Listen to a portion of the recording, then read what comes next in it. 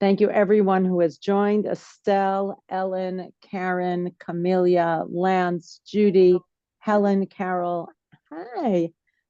Yeah, you can see, everybody can see Carol in Florida in her not long sleeves. And Elaine. So good. I'm glad that that is the reason I think that Carol and Sai go to Florida for the winter months for exactly this reason. So hi, Felice. Nice to see you. Great. If you can, that's awesome. I think that's great. So it should just everybody be safe, healthy, well, and warm, and happy to see. I'm not even asking what it's like up in Rochester. I did. It's pretty cold there. It's one of the colder places. As Estelle pointed out, as long as we have the right accoutrements, it's a lot easier. When I first came to America from Israel, my clothing was not warm enough. So I really suffered in the winter until I got the right coats and gloves and scarves and hats, and that made all the difference, 100%. Yes, it does. All right. So as I started saying, we are coming to a close. We are almost, but not quite. Oops, I need the other papers. Where are they? Well, we'll find the verse. I had the verse somewhere, but I'm not finding it. 1 second on this piece of paper for some reason.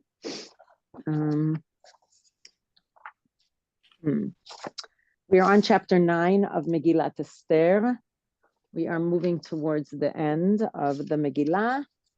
We will have a break for Tu B'Shvat for, I don't know if you saw it already, but on the day, Erev Tu B'Shvat is a Wednesday. Tu B'Shvat is Wednesday night, Thursday. And we will have a shiur, a special shiur for Tu B'Shvat, which is, I don't think what I called it. I think I called it the two twos, Tu B'Shvat and Tu B'Av intertwined. So I look forward to teaching that class, and we will move, not sure if before or after, into the second semester of this Wednesday morning class, and we will learn Tehillim. We will transcend Tehillim and take more of a bird's eye view and a deep dive into popular Tehillim. So stay tuned for that when that will begin. In the meantime, we are finishing the Megillah. Everybody with me? We are on chapter 9. Just a moment. I don't have the marking because somehow that got onto another piece of paper for exactly which is the last pasuk that we read. I have my marker in my at Perak Tet pasuk beginning pasuk Chet Chaf. Which one, Chet or Chaf? No, Chaf. I misspoke. 20. Right. Yes. Okay. No, it couldn't be Chaf because I know we need 19. We haven't learned yet, so okay. It must be a little bit before then. So just a moment. Perak Tet.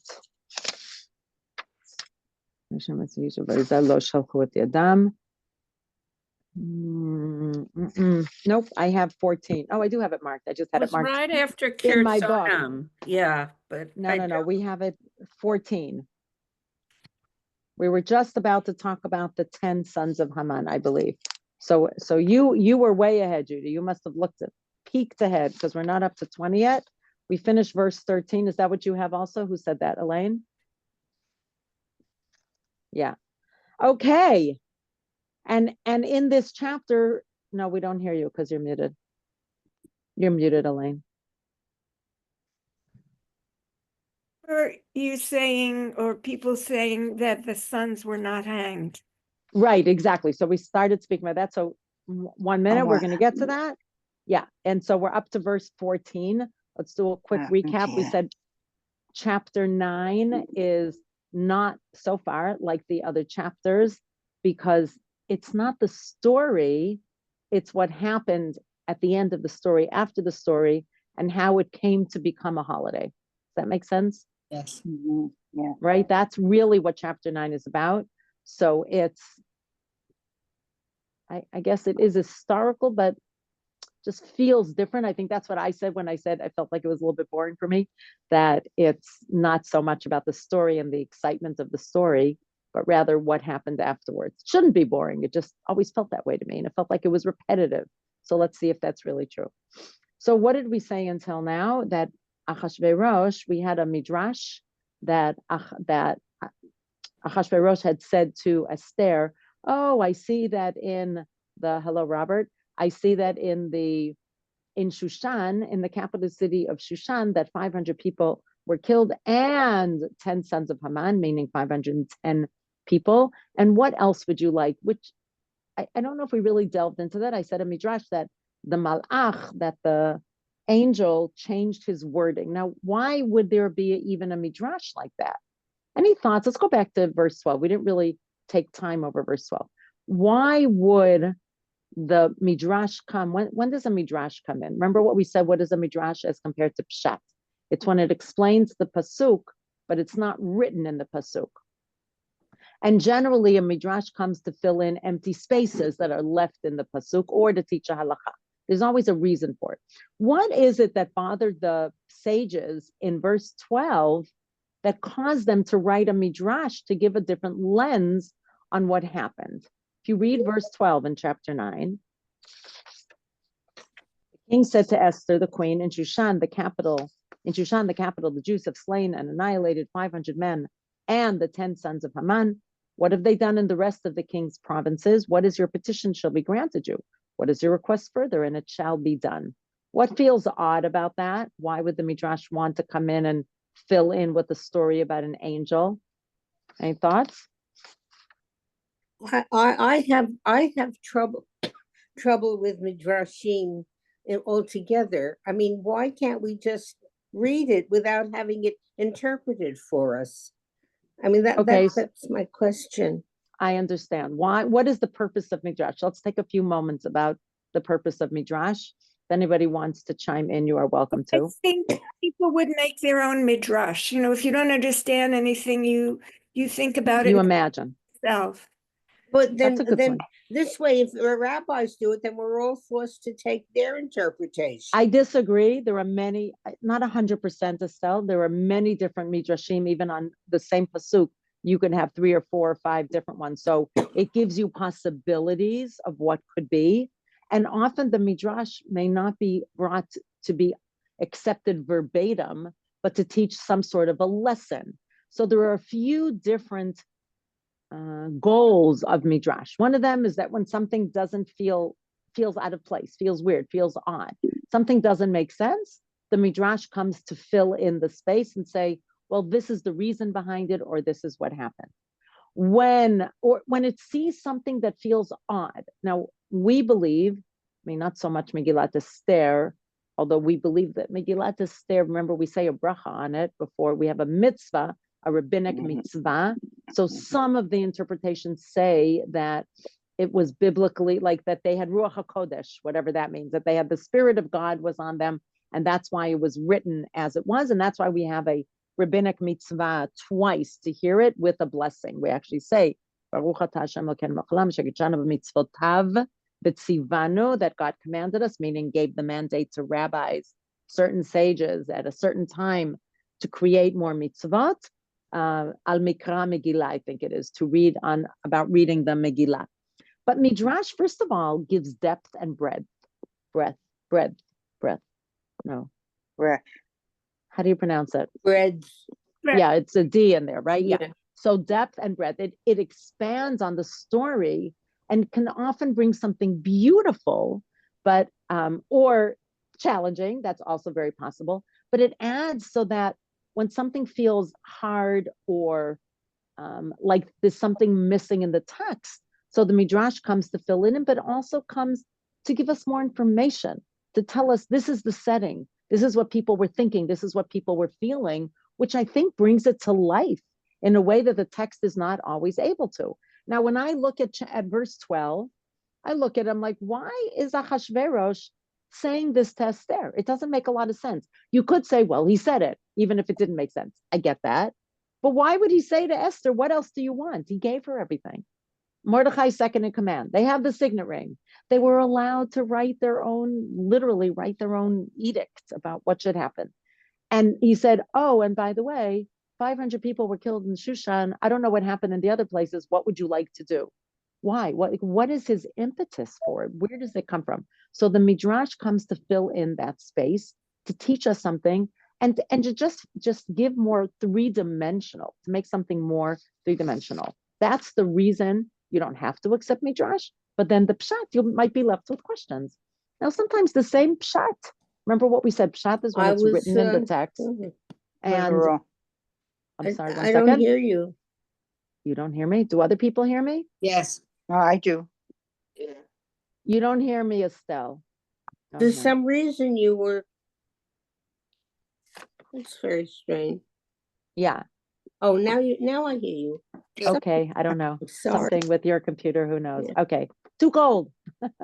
So what I was saying is that you might be left with questions, and also this is a way to fill in spaces and make much more three-dimensional what was going on. And often the Midrash suits the text, not always, but often it fits the text. I want to give you an example, something that I shared this past Shabbat, which I think is so beautiful. Okay. This is a Midrash. Why is it a Midrash? Because it's not written specifically in the Pasuk, but it explains the Pasuk. So we know the story from this past Shabbat of Yocheved, Moshe's mother, putting him in a basket, putting him in the Nile River. Why? When he was 3 months old. Why? Not a trick question. To save him. To save him, to save his Yeah. life, because there was an edict from Pharaoh that all Jewish baby boys, maybe even other baby boys, should be killed. And then there's a very interesting, and we know it says in the text, "V'tetatzav achoto merachok," and his sister Miriam stationed herself from far away, meaning not right next to the Nile River, to see what was happening with him. And we know that she interceded, right? At some point, she interceded and spoke to Bat Paro. So I want to give you two midrashim from that, okay? When Bat Paro opens the basket, it says something, she saw the yeled. What is yeled? A child. Child. That makes Na'ar. sense. Yeah. Na'ar. Wait. Patience. I'm getting there. It says she sees the yeled. In fact, Moshe is called the yeled all the time, except for one place. It then says, V'hinei hana'ar bocheh. And behold, the youth, Na'ar is a youth, was crying. Yeah. So yeah, you could say the pshat is that he was crying, but what's the question? The question is, why call him a He's youth? not a na'ar. Yeah. He's not a na'ar. Why? It's not na'ar, by the way. It's na'ar. Yes, correct. So that's why the midrash comes in and gives all sorts of explanations. One midrash says he had a lusty cry. Another one said, well, his body was formed, like was well formed, not so much like a baby. He was like advanced for his age. But then there's a beautiful, beautiful midrash the Chizkuni brings down that says she saw the baby Moshe in the basket, but the boy that she heard was Aharon, his brother. And that brings Aharon into the story, because who is she hearing? And then it says in the Pasuk that her response is, oh, this must be one of the Hebrews. So some people say, why does she say one of the Hebrews? Because he was circumcised. But this midrash says she saw Aharon, a little Jewish boy, crying, and she realized he's crying over this little baby. So you could say, I don't like that midrash. It doesn't say it in the Pasuk, but you can also say, what a beautiful way of describing it. And because the Pasuk leaves it open to interpretation, it allows Aharon to be brought in. I'd never noticed that before. Rav Stephen showed it to me. He said he saw a midrash, then I found it in the Chizkuni. And I am so touched by that, because I love this imagery of both Miriam and Aharon on the side watching what will happen to baby Moshe. That's why there are midrashim. Sure. There's another midrash. The other midrash says that she takes the baby, and the next pasuk, Miriam says to her, oh, I can bring one of the Hebrew midwives. Now the midrash, the sages said, wait, why? Where did she get the courage to step up to the daughter of Pharaoh and say, I will bring a Hebrew, not midwife, sorry, wet nurse. I can bring a wet nurse. Nursemaid. A nursemaid, wet nurse, whatever you want to call it. But the sages said, wait a minute, where did this little pisher, this little 6-year-old, get the guts and the courage to step in? Why? So the midrash says, well, kanireh, it seems that baby Moshe wouldn't suckle from any of the Egyptian wet nurses. So Miriam saw her chance to step in and say, I know somebody who I think he will suckle from. So you could say, why do we need that? But we need that because it doesn't make a lot of sense that she would just have this courage, this little 6-year-old, to say to the daughter of Pharaoh, oh, I can bring a witness. Like, where was that coming from? And it came because she watched the scene. I mean, again, according to the Midrash, but Miriam's already in the story, and it says she did that. The Midrash just explains how it came about that she felt comfortable doing that. So those are two examples of Midrash that to me feel like they add so much beauty to the story, breadth, and it paints a picture that makes so much sense. So you might say it might not have happened that way. I agree, but it might have. Okay.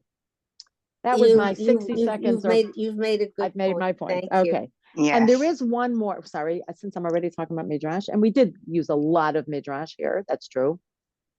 I'm going to add one more thing to take away with you. And that is a Midrash that doesn't come to fill in a space, but comes to teach you a halacha, Jewish law. One of my favorites for that is it says in the Torah, an eye for an eye and a tooth for a tooth. Now, what is the pshat? What is the pshat of that halacha? The simple reading of that. You take literally. Yeah, to take it literally. I'm taking a class now. I'm just putting you on mute for a second, Estelle. So what is the pshat? What would it mean? Somebody, it's not a trick question. An eye for an eye. Meaning if someone hits you and you lose your eye, you can do the same to that person. Right. Sorry, I muted you for a minute, Estelle. You're welcome to unmute. So the pshat is somebody knocks out your tooth, you can knock out their tooth. Somebody, chas v'chalila, amputates your arm, whatever, you can cut off their arm. If somebody, chas v'chalila, punches out somebody's eye, 1 second. Here, I'm asking you to, you're on. Oh, I'm sorry. I didn't mean ask to unmute. Okay, sorry. Unmute, please, Estelle, as you want. But the Midrash halacha, meaning the way the rabbis interpreted it as a halacha, is not an eye for an eye, but the worth of the eye, meaning a monetary value. So that's another explanation for what a Midrash comes to teach you, a halacha. They interpreted the biblical narrative, the biblical command of an eye for an eye and a tooth for a tooth as the monetary value and not literally blinding somebody in the eye if you got blinded. That is another role that Midrash plays. Okay? All right, good. Now let's go back to our story. Yes, Ellen. Okay, I mean, not about the Midrash so much as the fact that it seems out of chronological order. The people in Shushan have already been executed, and then Ahasuerus asks if what else she wants, and she says, "I want them executed." But wait. We're still 1 second. We're still on 12. 1 second. Let's stop at 12 for a moment and then go to Esther's answer. So the king is saying, I know that in Shushan Habirah, the capital city, that the people of the Jews were able to kill 500 men and the 10 sons of Haman. I don't know what happened in all the other provinces, right? Bishar hamedinot hamelech me'asu. In all the other 126 provinces, or I don't know if Shushan Habirah was one of the 127, what did they do? And then he adds, what do you request and I'll give you? So why would Ahasuerus have said that, Ellen? Why would he give her another opportunity for a special request?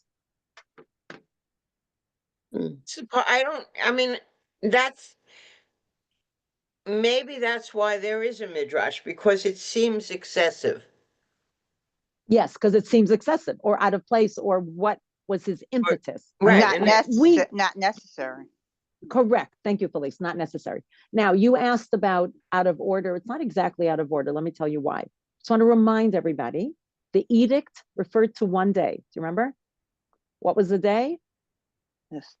The day that the date. Was 13th of Adar. Thank you, Judy. The 13th of Adar, the original edict. Remember, it was Purim, which is the lots, correct? Yeah. So Haman cast lots. One of them hit which month, which was Adar. The other one was the day of Adar, which was the 13th. So Ahasuerus hasn't had time to find out what happened in all the other provinces because it's still the 13th of Adar. It has literally just happened that morning. That day, they were able to kill again, we discussed this a lot last time. It seems from the text that it was only in retaliation. It was not proactively killing, but only those who tried to kill the Jews. The Jews defended themselves and killed them, which is good because then they can't try to kill them another time. But and that we also said that a lot of the people, mityahadim, they acted like Jews or became Jews because they were fearful of the Jews. They realized the Jews had risen to power. So he's asking what happened in the other provinces, and that's what. And then he adds that. So that I understand, I get it until the question in the other provinces, what happened till there, his question makes sense. I don't know what's going on in all the other provinces. Maybe it's more people, maybe it's less people. And What's maybe it's unusual- more anti-Semites. Oh, correct. Maybe more anti-Semites. Well, certainly times 126, right? If nothing Right. else. So for Right. sure that's true. And we don't know, like we have learned that perhaps Achashverosh probably was anti-Semitic. I don't know if he was anti-Semitic and he loved Esther and then he found out that she was Jewish. I don't know what that did to his view of the world, his world view. And that's something I didn't see a midrash about. Midrashim, our sages often tried to paint people as all bad or all good. I don't 100% believe that. I think there are people who are really bad. I mean, we've seen that where they're not willing to listen to reason. They actually have their world outlook is so skewed that they don't value human life, which to me seems like the most important.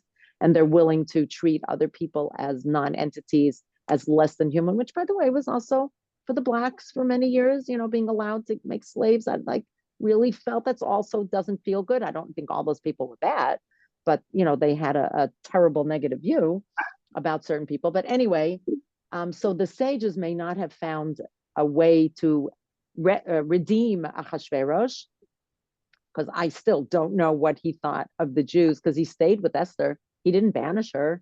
He didn't divorce her. She stayed in the palace, and according to our history, they had a child, Daryavush, who allowed the Jews to come back to Israel and to start to rebuild build the second Beit HaMikdash, the second temple.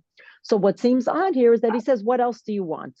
So 1 second. All right. So therefore there is at least one midrash. I'm sure there are more midrashim, but this midrash says that Achashverosh wanted to say that he was flabbergasted, that if they could kill so many people, including prominent people like Haman's sons in the capital city of Shushan, probably in the rest of the Medinot HaMelech, in all the other 126, who knows how many people were killed? And he was like aghast, maybe. Maybe he didn't think that the Jews would actually be able to kill so many people. And he wanted to say, according to the Midrash, stop now. But his words came out differently. And then it says almost against his will. I would assume it is against his will. He said, what else do you want? Those are the words that came out. And as I said last time, we have another example when somebody in the Torah, not even in the Ketuvim, the rest of, in the Chumash, we have an example of a non-Jewish person who wanted to say something bad, and the words that came out were good. Yes. Go, Bilam. Elaine. Um, Bilam. Yeah, you were going to say Bilam. Yeah. So the prophet Bilam, non-Jewish, he was hired by King Balak to curse the Jews.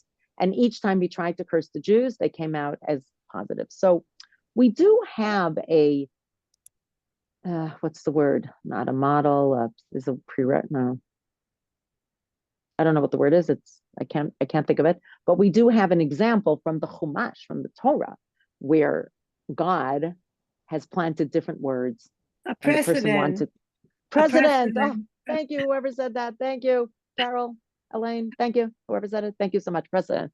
That was the word. I said prerequisite in my head. I'm like, that's not the right word. I only got the PRE right. Thank you so much. Okay. All the way from Florida, helping me out here. Thanks, Carol, and welcome, Sai. And it's cold here. I'm cold for Florida. I know it really is cold Florida, everywhere. 58 degrees. And I understand that when During you're a sweater. expecting, correct, when you need 70s and 80s, and that's what you're expecting, then 58 is not pleasant. I totally hear that. Question. Okay. Okay. Yes, Judy. Question. You told us this example about ayin tachat ayin, and that's to teach us a lesson about whatever is the mitzvah. Where is it here that we're learning a mitzvah? And I what, didn't say, no, I did not say here. I said just to round out the purpose of Midrash, I want to add Midrash halacha. When you learn a halacha through a Midrash, meaning not through a story, right, but through a meaning of the text that's not exactly written in the text. It doesn't say, it doesn't say erech is value. It doesn't say erech ayin tachat ayin. It doesn't say the value of the eye instead of the eye. It doesn't say erech shen tachat shen. I did not give it as an example for here, Judy. I was giving it as an example to round out what kind of midrashim we have. So we have fill-in spaces and places that are missing or that don't make sense. And we have another way of learning. That's midrash agadah. Agadah is a story or a legend. And like Haggadah, similar, like the Haggadah, same, similar root. And then the other purpose of Midrash is to come to teach us a halacha. Okay, but both of them use the tool of adding in something that's not exactly written. It's explaining the text without it being written in the text. And that's what I wanted to explain. Okay. So just to clarify, you're saying that the word that came out that was changed was vateas? No, not changed. I didn't say anything was changed. What I said was, it seems so odd that Ahasuerus says 500 people were killed in Shushan. I don't know what happened in the other provinces. Oh, and by the way, Esther, what else can I do for you? What do you want? And I'll let you do it. Why did he add that? The Midrash doesn't understand why would Ahasuerus say that? He already gave them everything they wanted. That's where it comes from. It's not from one word. It's from the whole last. I'm just trying to show you why there's a Midrash on that. Yeah. And it seems kind of random. Oh, why would the Midrash say that there was an angel or that God put new words in Ahasuerus' mouth? Where did that come from? It came from the question. Right. Why else would he have said it? It makes no sense. It's not logical. I just thought there was sarcasm. So what else can I? Wait, sorry.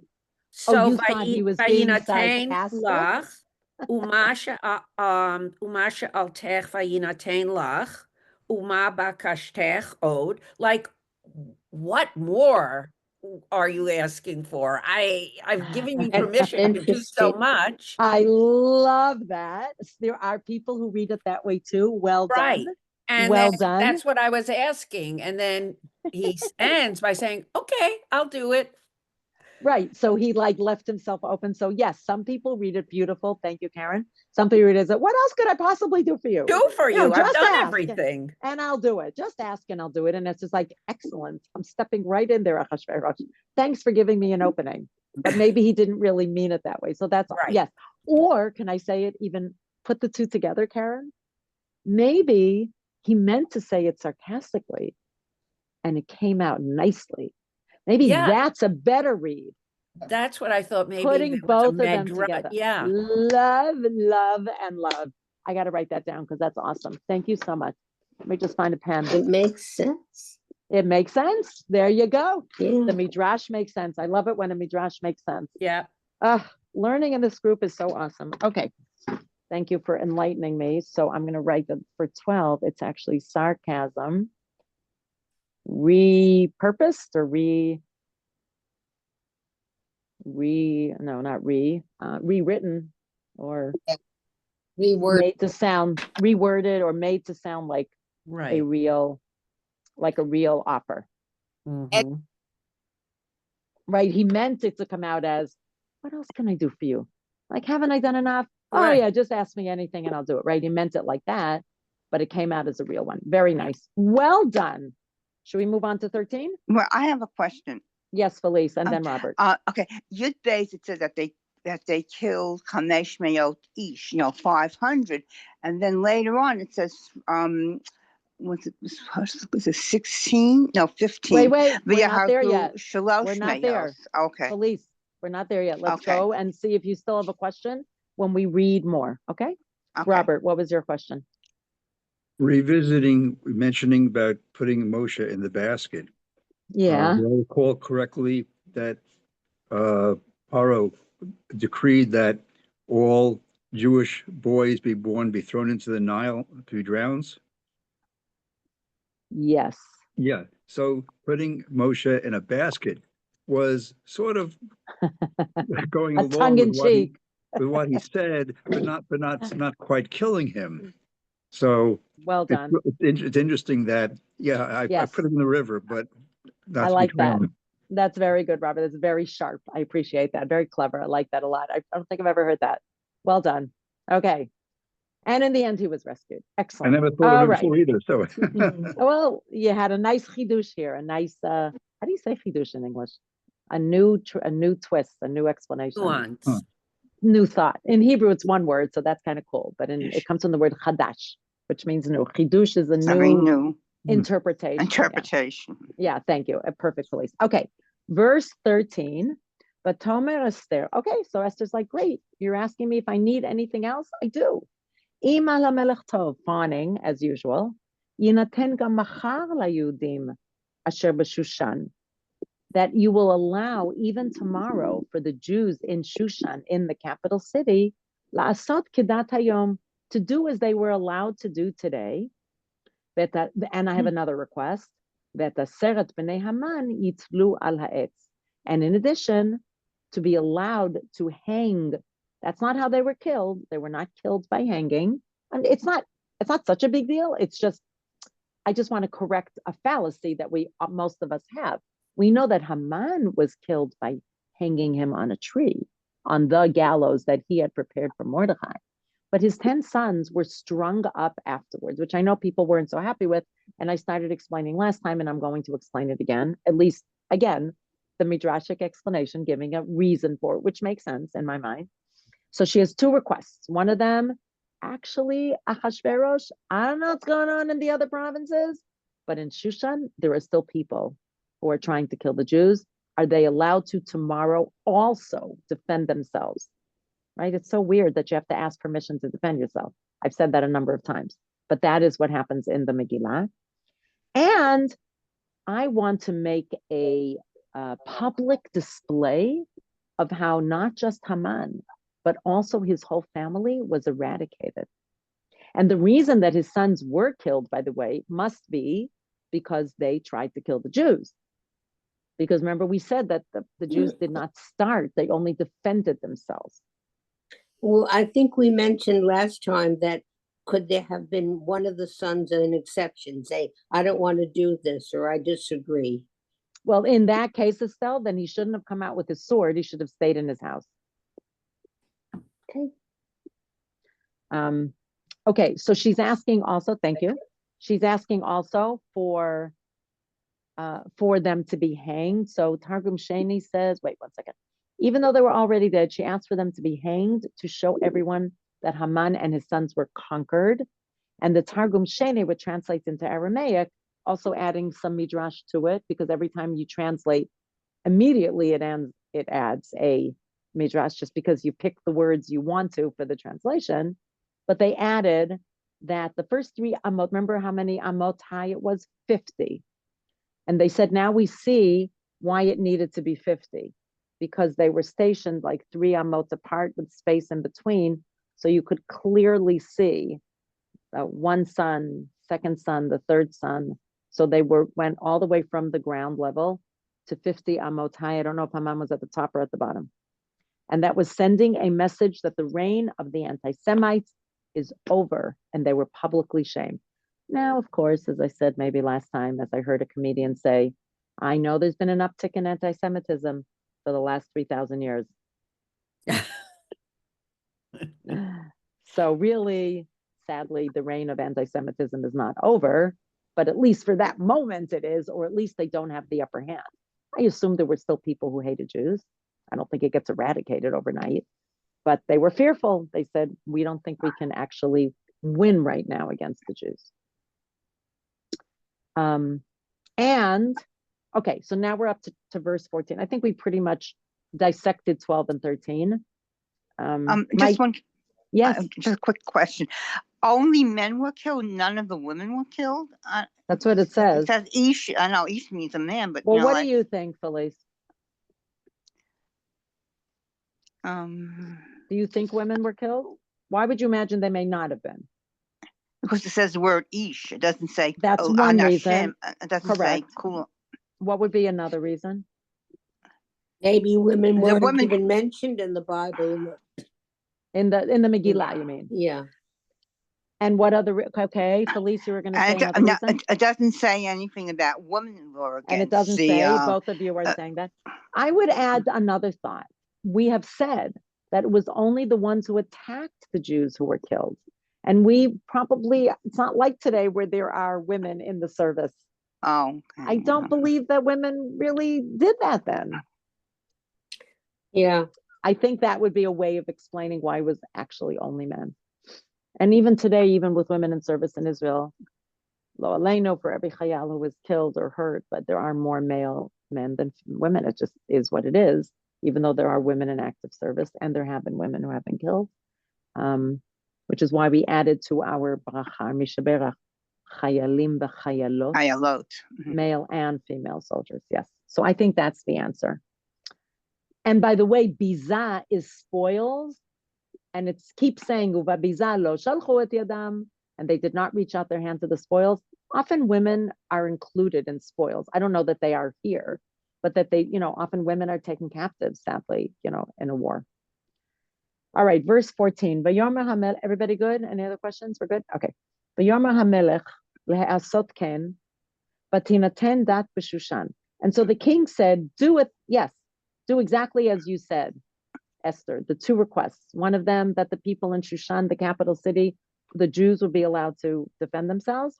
But tinaten dat. Dat means religion, but in this case it means edicts. B'Shushan, only in the city of Shushan. And at the Aseret B'nei Haman talu, they hanged the 10 sons of Haman. Oh, no, we didn't get there yet. 1 second. And now let's go to 15. Vayikahalu. So a kehillah is a congregation. A kahal is a crowd.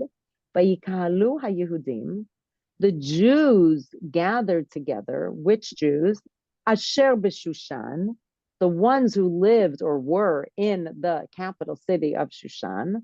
Although interestingly, I just want to remind you that at the very beginning, when we learned many, many, many weeks ago or months ago, we learned that there was Shushan Habira and there was Shushan, that there might have been the capital city of Shushan, what we called Shushan with the capital S, and then little Shushan with the small s, and that Jews were not allowed. It's like Washington, D.C. idea, and that, but on a smaller scale, that only officials or people working in the government were actually allowed to be in the capital city of Shushan. And then there was a little Shushan, which was just Washington, that was lowercase, where people were allowed. So I don't know, it's a little unusual. And I wonder if the person who said that addressed this issue, that it said, it should have said, Asher b'Shushan Habira, who were in the capital city of Shushan. So I'm not sure what that means, but I'm just noting it as something we learned at the beginning, which felt like it fit the text very nicely at the beginning of our studies. What was the first day that they were allowed to get together? Somebody said here, the 13th day of it. Correct. And now they're allowed to gather also on the second day. So they did on the 14th. Vayahargu b'Shushan, and on the 14th they killed in Shushan shlosh me'ot ish, another 300 men. Uva biza, and the spoils lo shalchu et yadam, they did not take any of the spoils to themselves. Okay, that's your answer so far, Felice, of why there were more people. Are we good? We can go to the next one. Just Okay, one hold on quick 1 second. question. Yeah. Why is that included? I mean, is there any medrash on that they include and none of the spoils were taken? It's if to give us a pat on the back, I'm just curious, why is that included? So you might not have been here. We did mention Oh. it, and I don't mind repeating it, but we did address it. It is a real question. Not only does it say it, it says it a few times. So Karen made one suggestion, and I think this is the pshat suggestion, I think. The pshat, meaning the simple explanation, is that it's giving, as we said, the Jews a pat on the back. They were not doing it in order to get wealthy, but they were doing it in order to save themselves. So that's one. Does anybody remember we brought another idea? And it's repeated, Karen, which is interesting. So the second idea, so I appreciate that you brought it up, that the second idea was that they were, okay, Let's go back to anti-Semitism. If somebody has a negative view of another people, whoever they are, could be blacks, could be Native Americans, first, what are they called? First Nation, people used to be called Indians, and then Native Americans are now called First Nation. Yep. Or even in India, by the way, there are castes. You know that, right? Yes. Cassis. So hard to read about that. I've read some books about it. It's just very hard for me to The get un- it, to understand The it. untouchables. The untouchables. I knew, like, just hearing that word makes it so yucky. But when somebody thinks negatively, then they're always going to find a reason to think more negatively. Even if everything's fine, then people do something. Oh, you see, they all they want to do is get rich. So another way of understanding, I think the Gra said this, the Vilna Gaon, that the reason they didn't touch the spoils, even though it clearly said in the edict that they were allowed to. So they actually have Achashverosh's permission. But what are they worried about? It would raise the rage or bad feeling against Jews again, and ignite a new wave of anti-Semitism. So there's two different explanations. One of them is to show that they really, like they said, we're not doing this for the money. The money that belonged to the family should stay with the family. We're not here to take the spoils of war. We are only here to defend ourselves. And another one is that they were allowed to. It would have been nice if they had the opportunity, but they said it is not worth it because we're running the risk of igniting anti-Semitism. Yes, Ellen. I'm wondering how far back the concept of greedy Jews who always want money Greedy, goes. yeah. Right. I mean, we had it in Shakespeare, certainly. The And I money wonder lenders. whether it goes back to when they were leaving Egypt and they did take spoils with them. They took the possessions of the Egyptians with them into the desert. So I'm wondering if this isn't a reaction to that. I like that. I think that's very astute to bring it up. Somebody had brought it up last time, and that is very interesting. Of course, they were oppressed and they felt that they got wages owed to them. So, and they were kept as slaves. So, but that's interesting. 1 second. Thank you for saying that. This whole idea of, how far back it goes. Lance, Bivakasha, you wanted to say just something. a quick note. Shylock in The Merchant of Venice is a front for the Puritans. At that time, there were no Jews in England. Really? Then how did they know to say Shylock the Jew? Oh, well, I'm confused. they had anti-Semitism. It's not very simple. There was anti-Semitism in other literatures. Okay. But at the time, But clearly, 1 second. scholars do not see Shylock as simply a Jew. Shylock is a Jew. Shylock is, he fooled Hitler. Hitler thought Shylock was a Jew. But the truth of the matter is, if you're a scholar and you really want to understand Shakespeare, then the problem there are the Puritans. The Puritans were thought of as Jews. One of the Puritans, Rabbi Oh, Bassi. so interesting. Okay. Thank you. And Estelle, did you want to add to that? Thank you, Lance. yes, I understood that when the Jews left Egypt, they borrowed the jewelry from the people. It wasn't That is of them. That is a real issue, Estelle, because it says Vayish Alu. I just read an article, but I didn't bring it with me because obviously I didn't know we would be talking about this, about where the root Shin Ayin Aleph Lamed appears in the Torah. Does it mean to borrow? And it seems that in the Torah and the Tanakh, it doesn't mean to borrow. But today, in modern day, or maybe it could be from Mishnaic times, because there are 4 different categories of people who, whatever, there are different categories and the word is used. So it's complicated because it seems like they're borrowing, but they were leaving Egypt. So when were they going to give it back? So I think that's a complicated, and I don't think we should shy away from it. Speaking of Shylock, haha. But I think I'd have to spend some time thinking about it and researching and really looking at different ways of understanding that whole passage. I think that's a really interesting passage that Ellen and Estelle are bringing up, and that Karen, like whoever, I can't keep track of all the people who have brought this up, but this idea of how far back it goes, and the Vabiza lo shalchu et yadam. I'm going to make myself a note that would be really interesting to trace where this idea of, I'm not a historian. I love Torah and I love learning about Torah. And so that interests me tremendously. I don't have the background that somebody like Lance has. I'm not an academician or whatever, how you pronounce academic, but I'm very interested. So I'm going to make myself a note. Maybe one day I can give a talk on that. Probably not in this class. Lance, one more thing. Just quick note, there's another play, not Shakespearean, called The Jew of Malta. And in that play, the Jew represents Catholics. It's in French. Oh, so interesting. I feel like Lance, you could give a whole class on all this. All right. Well done. Thank you. So that would probably play in. I don't know that I'd be able to bring that point of view in. I would just be able to bring in the biblical, the places in the Torah. But I think those are two very excellent starting points that tether us. One of them is when the Jews left Mitzrayim, and the other one is here, Uva Bizana, and what happened in the middle. Well, I love this idea. I think this is fascinating. I think in I the love book it. of Joshua, and also in the book Yep. of Kings somewhere, it has somebody is really punished, maybe assassinated. Yes, because he took one thing. So would this class would you be interested if I did a one-off at one point on this idea? Okay, well, Yeah, it's not going to happen interesting. now, Question. but I'm going to, bli neder, that means without promising, I will do a class. I think that's great. And it came out of our learning of Megillat Esther. Yes, Judy. Question. In the situation in Egypt, weren't they allowed by Hashem to take the spoils?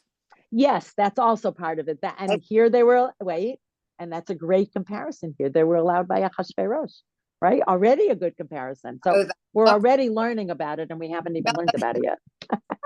Lance, did you want to say something else, or are you done? Quickly, that the Talmud is edited by Stam, right? Do I have that right? Stam. He's the editor or whatever. Well, it's not one person, but yeah. Okay. But the point is that you could take the Torah and the Tanakh and all these contradictions and edit them so that you change the text and you don't have a midrash and you don't have interpretation. Now, I think that's not going to be my take on it. That might be yours. I don't think I would do that. Well, the point is that the Samaritans do that. Okay, but I'm not a Samaritan, so I'd be happy for you to take a class with them, but I'm not going to teach that way. Well, the Samaritans are Kahanic.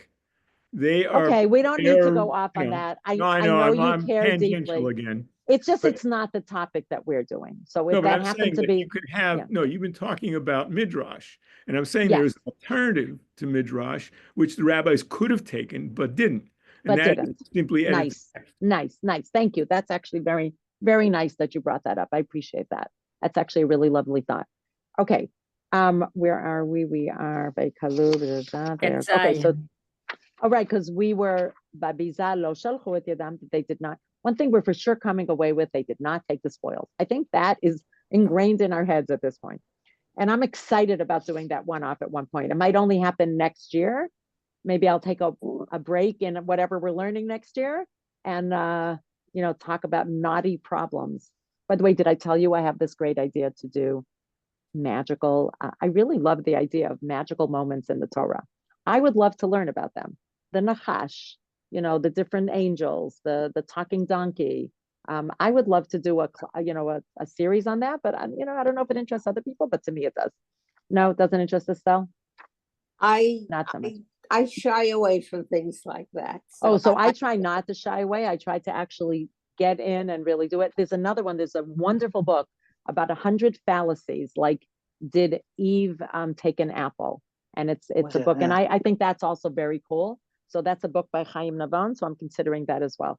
But I don't think it would be a whole year. So anyway, all these ideas in my head. There's a book called Who Really Wrote the Bible? Ooh, as a matter of fact, it's a very popular book in the library. So that's really not so much of my direction. But I appreciate that. Though the fallacies that I'm talking about is that Midrash or some explanation cropped up, And people think it's actually written in the text. That's what's so interesting, is when you learn the text. So I would have to create a shiur about the text surrounding the fallacies, but I'm not there yet. I'm just That would throwing out be- ideas for future topics. Probably, Yeah, and Pirkei Avot. I still would love to learn Pirkei Avot, Ethics of Our Fathers. Yeah, Helen. well, did you say there was a book by Chaim Nivat? How do you spell No, his I last said name? Navon. Navon. Navon. And what's the Yeah, name of did- the book? I don't know what it is in English and Hebrew, or maybe it is in Oh. English. Did Eve really eat the apple? Something like that. Look up Okay, books but by Chaim Navon. Navon? Yeah, Navon. Okay. They call All right. him, his students call him a Rab Chaimi. Uh, Okay. I think we're actually going to stop here because it would take too long. So here's the thing. Here's the plan. We have, just one second. oh, sorry. What I would like to do, we have 2 more classes between now and Tu B'Shvat. So I would like to finish Megillat Esther in the next 2 classes. I think we can. If we go off on sidetrack, I might bring us back to the topic, because I think a good break would be when we finish Megillat Esther, we'll have the Tu B'Shvat one, and then we'll start Tehillim. That's the way I would like to do it. So let's make that plan for the next 2 weeks. Please come. We will finish Megillat Esther. But I have to say, I am so blown away. I'm the one who said, thank you, Lance. I'm the one who said that 9 is boring. 9 has been the least boring chapter for me. The most philosophical, the most interesting, in some ways, the discussion has been fantastic. So, and look how long it's taking us to learn it, which I think is proof of how interesting it is. So I want to thank everybody here for giving me that, but we are going, and there are only 3 verses in chapter 10, but it's more about the discussion. So I'll try to hold us so that we will finish it in 2 sessions. I think that's reasonable. I think we could do that. We'll start at verse 16. We will go till the end of 9 and go to 10. And then we'll have a special shiur, one off on Tu B'Shvat and Tu B'Av, intertwined. Trying to get a little alliteration there. And it's intertwined through the wood, actually. So through the trees, rather. So that gives you a little hint of what I'm going to talk about and what we'll learn together. And then we will go through popular, famous, well-known, I would say, Tehillim. I don't like the word popular. Doesn't work for me, but well-known. Bracha, do you plan on doing like in order the Tehillim, like Aleph, Bet, Gimel, or just? No, I'm sorry. Maybe you didn't hear. I said the well-known ones, like the 7 days of the week, Shir Shel Yom, like Psalm 23, 3. Oh, Psalm I 121. wasn't, Other I people wasn't gave here, I us. don't think then. Yeah, okay. Yeah, So I that's what I'm know, telling you. Okay. So it's for well-known. So if people have votes for what they'd like to learn, you are welcome to ask me. Everybody can put in votes. I'll try to make a list of all the Tehillim that people want. We might not get to all of them. We might. I don't know. There's always more to learn from. I mean, there's also the 150th, which is a song, and that I'd love to learn that. And that's also So, that's also in davening every day. correct. The correct. hallelujahs, right? Exactly. Yeah. And then there's the ones that we sing in Hallel. I mean, there's so many options. We won't get to all of them, whatever we get to until June, until we finish. But we're gonna do some of them, and I think that'll be a fun way to finish the year, or at least an interesting way to finish the year. And that's it. Great. And thank you everybody for joining. Thank Love it. Thank you warmed so my heart on much. Have a all nice Thank you. day. Thank Thank you. All right. Thank Bye-bye. you. Have a great Bye, week. everybody. Thank you. Bye. Wonderful class. Always, always. Thank you.